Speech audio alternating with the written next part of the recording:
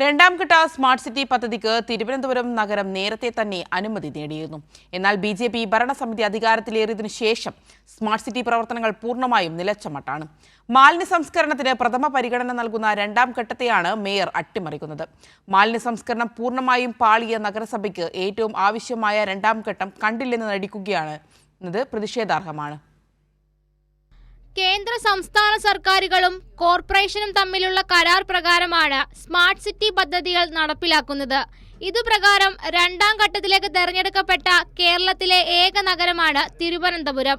എന്നാൽ നഗരസഭയിൽ പുതിയ ഭരണസമിതി അധികാരത്തിൽ കയറിയതിനു ശേഷം രണ്ടാം ഘട്ട സ്മാർട്ട് സിറ്റി പ്രവർത്തനം നിലച്ച അവസ്ഥയിലാണ്. മാലിന്യ സംസ്കരണത്തിനും സുസ്ഥിര വികസനത്തിനുമാണ് രണ്ടാം ഘട്ടത്തിൽ മുൻഗണന നൽകിയിരിക്കുന്നത്. നിലവിലെ നഗരത്തിലെ സാഹചര്യം അനുസരിച്ച് പ്രഥമ പരിഗണന നൽകി പരിഹരിക്കേണ്ടതും മാലിന്യ സംസ്കരണമാണ്. നഗരം ചീഞ്ഞു നാറിയതിൽ നിന്ന് രക്ഷപ്പെടാൻ സഹായകരമായ ഈ രണ്ടാം ഘട്ടവും BJP ഭരണസമിതി അട്ടിമറിക്കുകയാണ്. സ്മാർട്ട് സിറ്റി നടത്തിപ്പിൽ ടോപ്പ് അച്ചീവർ എന്ന് പറയുന്നത് തിരുവനന്തപുരം നഗരസഭയാണ്.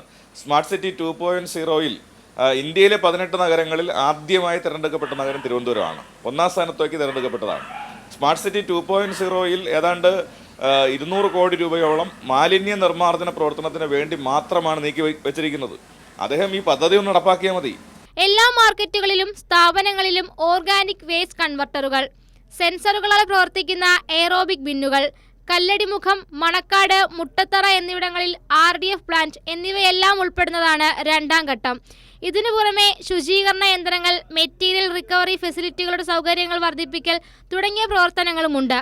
നഗരസഭയെ മാലിന്യമുക്തമാക്കാനുള്ള വഴികൾ ഇല്ലെന്ന് പറയുന്ന മേയർ രണ്ടാം ഘട്ട സ്മാർട്ട് സിറ്റി പ്രവർത്തനങ്ങളെ കണ്ടില്ലെന്ന് വെക്കുകയാണ്.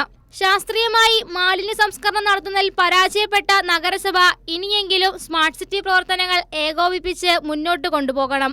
LDF ഭരണസമിതി ഒന്നാം ഘട്ട സ്മാർട്ട് സിറ്റി പദ്ധതികൾ മികച്ച രീതിയിൽ പൂർത്തിയാക്കിയതുകൊണ്ട് മാത്രമാണ് രണ്ടാം ഘട്ടത്തിന് അനുമതി ലഭിച്ചതെന്ന വസ്തുതയുമുണ്ട്. കൈരളി ന്യൂസ്, തിരുവനന്തപുരം.